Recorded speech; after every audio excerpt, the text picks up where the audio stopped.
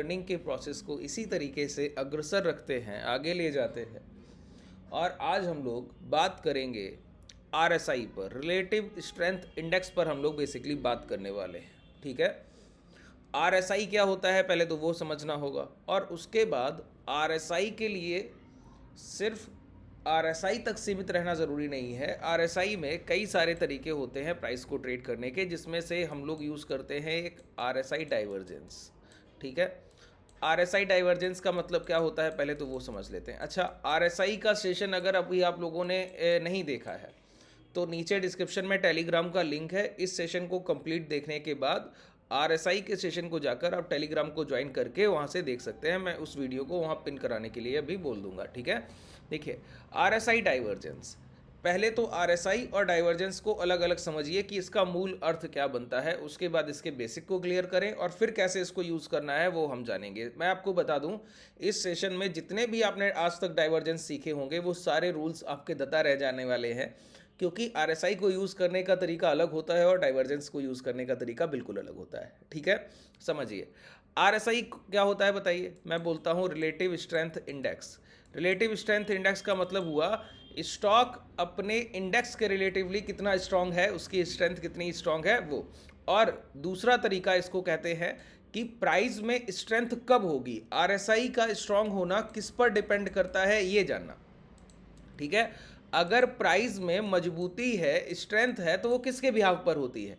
पहला होता है वॉल्यूम, कि प्राइस में खरीदारी बिकवाली किस स्तर पर हो रही है। पिछले दिन 10-10 हज़ार लोग पार्टिसिपेट कर रहे थे, बायर एंड सेलर, और आज के दिन 1 लाख बायर और 50,000 सेलर पार्टिसिपेट कर रहा है। इसका मतलब है आज अगर कोई मोमेंटम हुआ तो वो प्राइस में स्ट्रेंथ लेकर आएगा, और कल मार्केट में कोई मोमेंटम हुआ वो स्ट्रेंथ वाइज मोमेंटम नहीं रहा होगा। बहुत सिंपल है। वॉल्यूम, वॉल्यूम के साथ होता है मोमेंटम।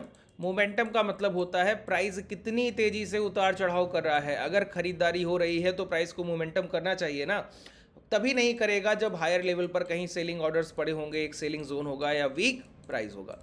बात क्लियर हुआ। इस तरीके से आरएसआई के 3-4 एस्पेक्ट हैं जिन पे आरएसआई डिपेंडेंट है कि कैसे काम करना चाहिए। ठीक है, अब आप लोगों को यहाँ पर समझना होगा कि आरएसआई के साथ डाइवर्जेंस ये कैसे काम करेगा। कई लोग सोचते हैं कि डाइवर्जेंस मात्र एक ट्रेंड लाइन को ड्रॉ करना भर है, ऐसा बिल्कुल भी नहीं है। डाइवर्जेंस का मतलब क्या है, आप लोग सड़क पर चलते होंगे तो डाइवर्जन का मतलब क्या होता है, एक कोई यू टर्न ले लिया, कोई मोड़ आ गया तो उसको कह दिया कि डाइवर्जन, या फिर एक अलग रोड आपको दे दिया गया चलने के लिए। ठीक है, वही डाइवर्जन। इसी तरीके से जब किसी प्राइस का स्ट्रेंथ कहीं से डाइवर्स होता है, कि कहीं से घुमाव आता है, ठीक है, तो उसको हम कहते हैं आरएसआई डाइवर्जेंस। अगर पहले से कोई प्राइस कमज़ोर है और अब वो मजबूत होने की तरफ बढ़ रहा है तो उसको कहते हैं आरएसआई डाइवर्जन। पहले से कोई प्राइस मजबूत है, अब वो कमज़ोर होने की तरफ बढ़ रहा है, उसको कहते हैं आरएसआई डाइवर्जन। ठीक है, स्ट्रेंथ में कभी भी कोई तब्दीली आनी होगी तो उसका रिप्रेजेंट जहां से किया जाएगा वो है आरएसआई डाइवर्जेंस। अब क्लियर हुआ, एक लाइन में मैंने चीज़ों को समराइज कर दिया। ठीक है, अच्छा इतने से काम नहीं चलेगा। प्राइस में कब कब स्ट्रेंथ आनी है और कब कब स्ट्रेंथ जानी है, इसके कई एक तरीके हैं। एक तरीका नहीं है कि स्ट्रेंथ कैसे आएगी कैसे जाएगी, वो सिर्फ आप एक ग्राफ से समझ ले, नहीं। आरएसआई का ग्राफ कैसे होता है, आरएसआई के ग्राफ इस तरीके से चलते हैं। ठीक है, ये मोमेंटम होता है आरएसआई के ग्राफ्स में, कि प्राइस अपनी तरफ चल रहा होगा और आरएसआई आपको बता देगी उस समय कि प्राइस में जो मोमेंटम है वो वैलिडेशन थ्योरी पर वैलिड है या नहीं है। इसको कैसे समझा जाए कि प्राइस वैलिडेशन थ्योरी पर वैलिड है या नहीं है, इसको समझने के लिए हमको क्या करना होगा, आरएसआई और प्राइस को एक साथ देखना होगा। कई लोग यहाँ पर गलती करते हैं, वो प्राइस को देख रहे होते हैं तो आरएसआई को भूल जाते हैं, आरएसआई को देख रहे होते हैं तो प्राइस को भूल जाते हैं। चलिए, अब जब तक मैं इसके आपको एग्जाम्पल नहीं दूंगा तब तक आप समझ ही नहीं पाइएगा कि आरएसआई और आरएसआई डाइवर्जेंस में क्या फ़र्क है। देखिए, आरएसआई जब आप यूज़ करते हैं तो उसका स्ट्रेंथ गिरता है तो प्राइस को हम कमज़ोर मानते हैं। जब आरएसआई डाइवर्जेंस आप यूज़ करते हैं तो कई एक कंडीशंस ऐसी होंगी जहां पर स्ट्रॉन्ग आरएसआई अचानक से गिरेगा, वहां पर वो उसका स्ट्रॉन्ग साइन होगा, वीक साइन नहीं होगा। ध्यान रखिए, अभी मैं आपको दिखाता हूं इसके कई एक एग्जाम्पल। देखिए, इसको टाइम के बिहाव पर देखा जाता है। यहाँ पर देखिए, ये ट्रेडिंग व्यू का मैं चार्ट यूज़ कर रहा हूँ जो कि धन के डीमेट में इसकी सारी premium features free of cost उपलब्ध रहते हैं। इसको अगर आप भी ओपन करना चाहते हैं तो नीचे डिस्क्रिप्शन में आपको धन के डीमेट का लिंक मिल जाएगा, जहाँ सारे इसके premium features free of cost आप यूज़ कर सकते हैं। यहाँ पर जाइए और आरएसआई सर्च कीजिए। और यहाँ पर आपको कई तरीके के आरएसआई मिलेंगे। रिलेटिव स्ट्रेंथ इंडेक्स ये सिंपल आरएसआई है जिसको हम लोग पहले यूज़ करना सीख गए हैं। अगर आप लोग बोलेंगे तो इसके लिए एक अलग से मैं डेडिकेटेड सेशन ले आऊँगा और आप लोगों के लिए बना दूंगा। कमेंट सेक्शन में बताइएगा अगर आपको ज़रूरत महसूस होता है तो, ठीक है। और फिर है आरएसआई डाइवर्जेंस। एक होता है स्टोइस्टिक आरएसआई, उसको हम लोग बाद में समझेंगे, पहले आरएसआई डाइवर्जेंस को समझते हैं, ठीक है। ये मैंने बैंक निफ्टी के चार्ट पर गया और आवरली टाइम फ्रेम लगा लिया, ध्यान से देखते जाइए सिर्फ, और मैं आपको अभी कुछ ही समय में क्लियर कर दूंगा कि किस तरीके से आरएसआई को आपको देखना होगा, ठीक है। देखिए ये प्रैक्टिकल अप्रोच के तहत मैं आपको सिखा रहा हूँ। आरएसआई डाइवर्जेंस जब मैं आपको सिखा रहा हूँ तो प्रैक्टिकल अप्रोच में सिखा रहा हूँ, पहले मैं लॉजिक नहीं दे रहा हूँ। अगर मैं आरएसआई के आपको लॉजिक पहले बताऊंगा ना तो आप कंफ्यूज हो जाइएगा, तकलीफ में आइएगा। तो एग्जाम्पल्स को लेकर फिर आगे बढ़ा जाए तो वो बहुत बेहतर तकनीक है सीखने की, उससे बेहतर मुझे नहीं लगता कोई तरीका होगा आपके सीखने का। आप समझिए इस चीज़ को, देखिए कितने एक तरीके हैं कि आप आरएसआई को कितना बेहतर तरीके से यूज़ कर सकते हैं, ठीक है। यहाँ पर मैं क्या कर रहा हूँ, आपको ये जो लाइन है ये ठीक नहीं दिख रही होंगी, तो इसके लिए आप क्या कीजिए, यहाँ पर थोड़ा सा चेंजमेंट कीजिए। चेंजमेंट किस तरीके का कि रेड लाइन तो ठीक दिख रहा है, ये जो दूसरा लाइन है आपका ये आपको ठीक नहीं दिख रहा है, इसको यहाँ पर थोड़ा सा डार्क कर लीजिए, अब ठीक है। अब आपकी चीज़ें थोड़ा सा आसान हो गई हैं, ठीक है। अब देखिए मैंने क्या कहा कि अचानक से, अब देखिए पहले तो एग्जाम्पल से समझाऊंगा प्राइजेक्शन के, और फिर मैं एक आपको दूसरा एग्जांपल दूंगा जिससे आप पूरी तरीके से प्राइस और आरएसआई डाइवर्जेंस से पूरी तरीके से कनेक्टिविटी रख पाए।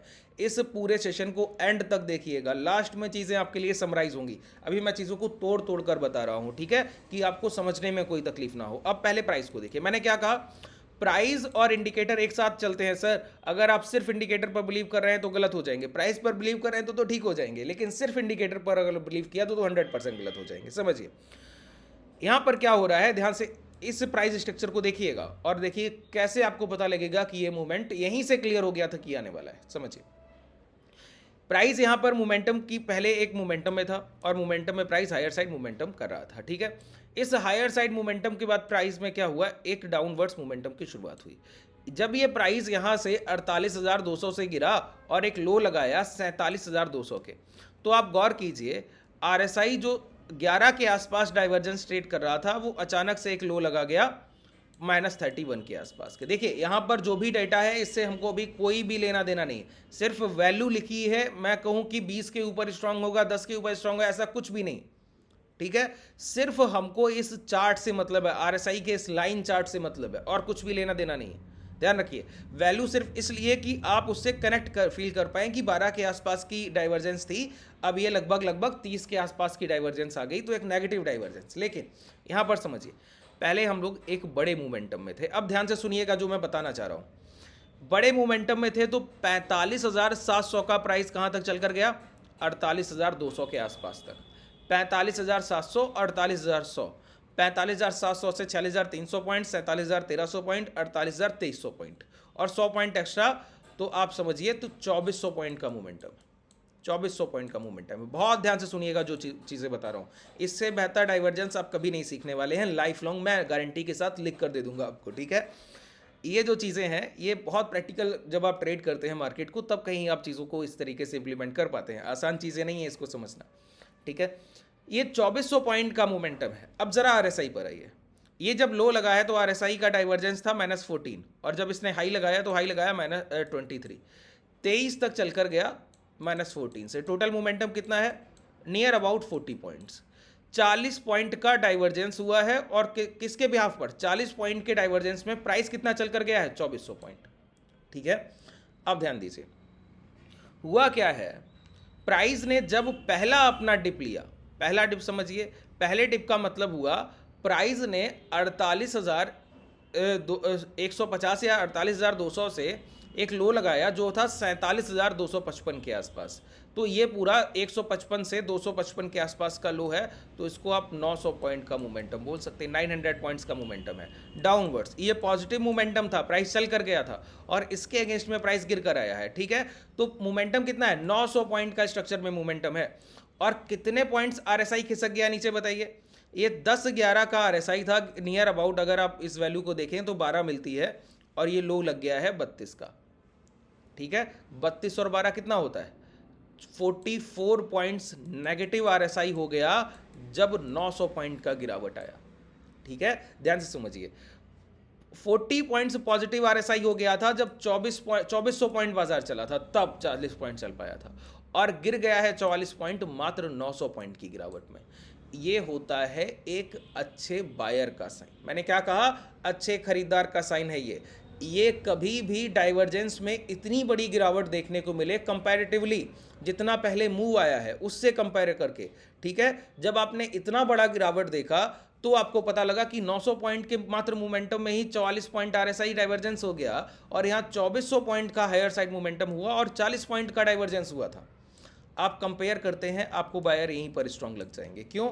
देखिए, खरीदार, अच्छे खरीदार का साइन क्या है पहले तो वो समझिए। एक अच्छा बायर कौन है, या फिर मैं कहूँ कि एक कोई भी अच्छा खरीदार होगा या अच्छा काम करने वाला व्यक्ति होगा। आपका कोई बिजनेस है और आप अच्छे बिजनेसमैन हैं, इसका क्या साइन है? इसको हम एक एग्जांपल से समझते हैं। ये जो मैंने आपको थ्योरी बताई है, इसको एक एग्जांपल से समझते हैं।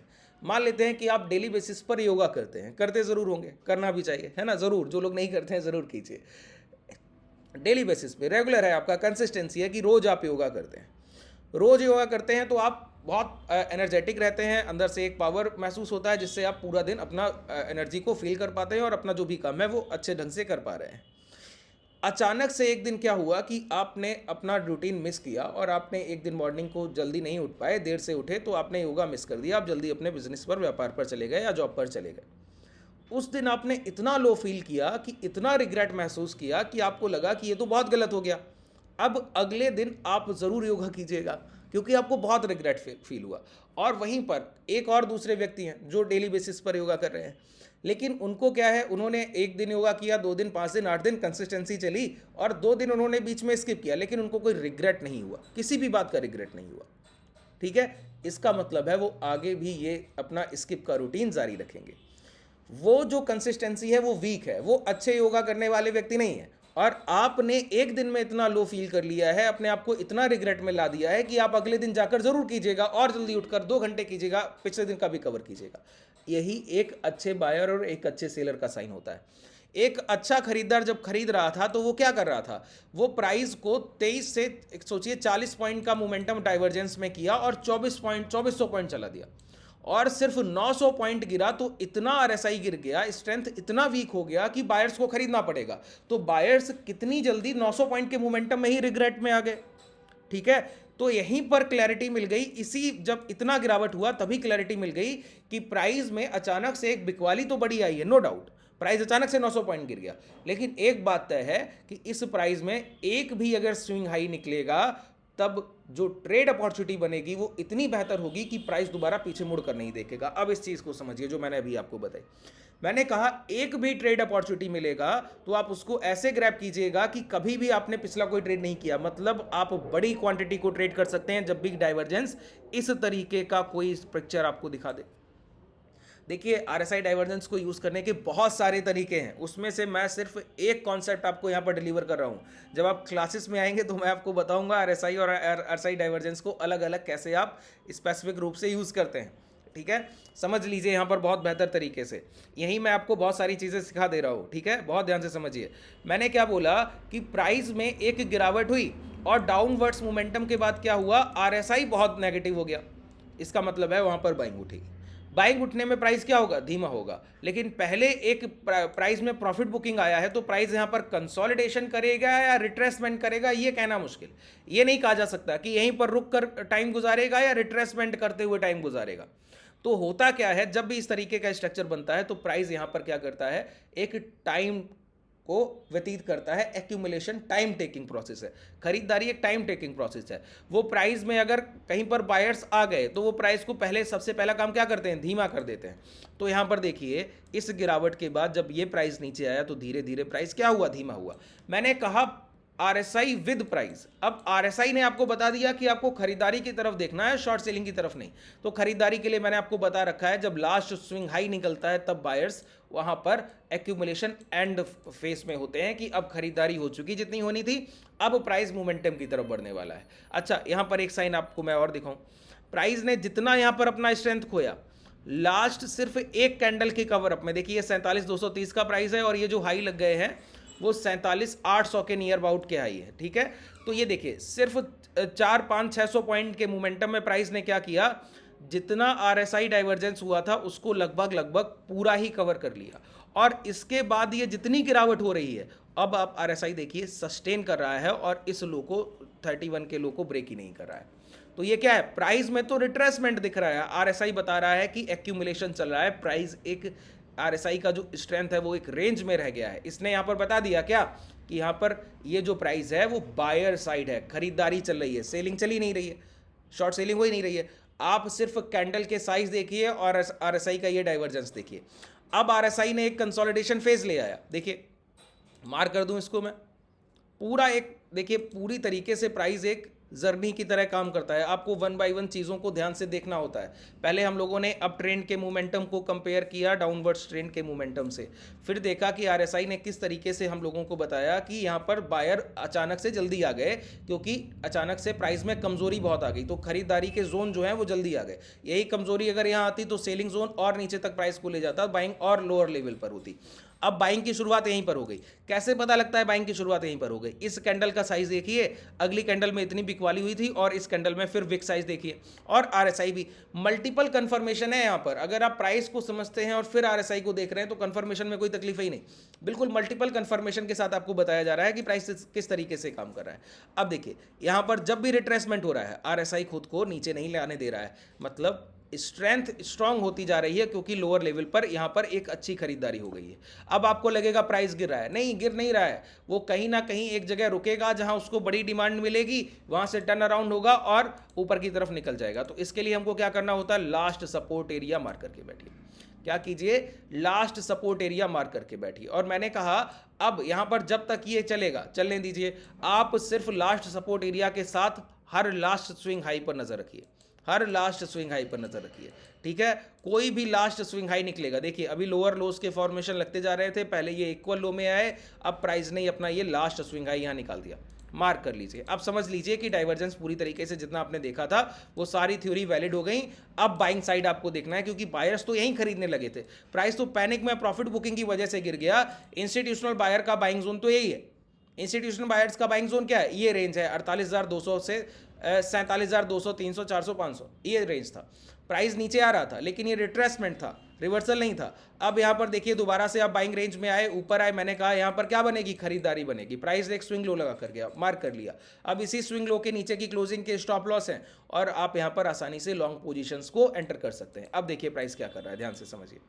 हाई ब्रेक किया, इसी स्विंग हाई को हाई ब्रेक किया, एक बार गया, टच किया और हायर साइड मोमेंटम के लिए तैयार था। देखिए पूरा मोमेंटम आपको सिर्फ एक स्ट्रक्चर, इतना आपने प्राइस को देखा, सिर्फ सिंपल एनालिसिस से डाइवर्जेंस देखा, और मैंने यहाँ कोई भी लाइन ड्रॉ नहीं की है, एक सिंपल ओरल आपको रफली फिगर दिया है कि डाइवर्जेंस को किस तरीके से देखना है। ये तो एक रफली फिगर था, अभी आप लोग टेक्निकल्स को और बेहतर तरीके से जब समझेंगे तब आप समझेंगे कि ये कितना इफेक्टिव लाता है आपकी लाइव मार्केट ट्रेडिंग में। ये आवरली टाइम फ्रेम हम लोग यहाँ पर यूज़ कर रहे हैं, ठीक है। डाइवर्जेंस को जब आप बड़े टाइम फ्रेम पर यूज़ करते हैं तो बहुत ज़्यादा आपके लिए लेस लैगिंग होता है। अगर आप डाइवर्जेंस को 2 या 5 मिनट के टाइम फ्रेम पर यूज़ करते हैं, उसको इंप्लीमेंट करने के तरीके अलग है, ठीक है। लाइव मार्केट में जब आप मंडे को मार्केट ओपन होगा तो मैं ट्रेड कराता हूँ, बेसिकली हमारे कम्युनिटी ट्रेडर्स साथ में हेजिंग करते हैं, तो वहाँ पर इन सारी चीज़ों को मैं साथ में ट्रेड कराता हूँ। तो वहाँ पर ये चीज़ें मैं सिखाता हूँ कि किस तरीके से आप चीज़ों को आगे लेकर जाएंगे, कैसे डाइवर्जेंस को देखेंगे, लाइव मार्केट में कैसे देखेंगे, कौन सा हैज पोजीशन लेना होगा, स्प्रेड बनाना होगा, नॉन डायरेक्शन लेना होगा, ये सारी चीज़ें। अभी जब अगर आप लोग भी इन सारे हैजिंग स्ट्रेटजीज को सीखना चाहते हैं तो नीचे डिस्क्रिप्शन में आपके पास कॉन्टैक्ट डिटेल भी है, वहाँ से जाकर आप इनरोल कर सकते हैं डायरेक्ट जाकर, ठीक है। और अगर आप हमसे जुड़ना चाहें तो टेलीग्राम का लिंक भी आपको डिस्क्रिप्शन में ही मिल जाएगा। धन्यवाद।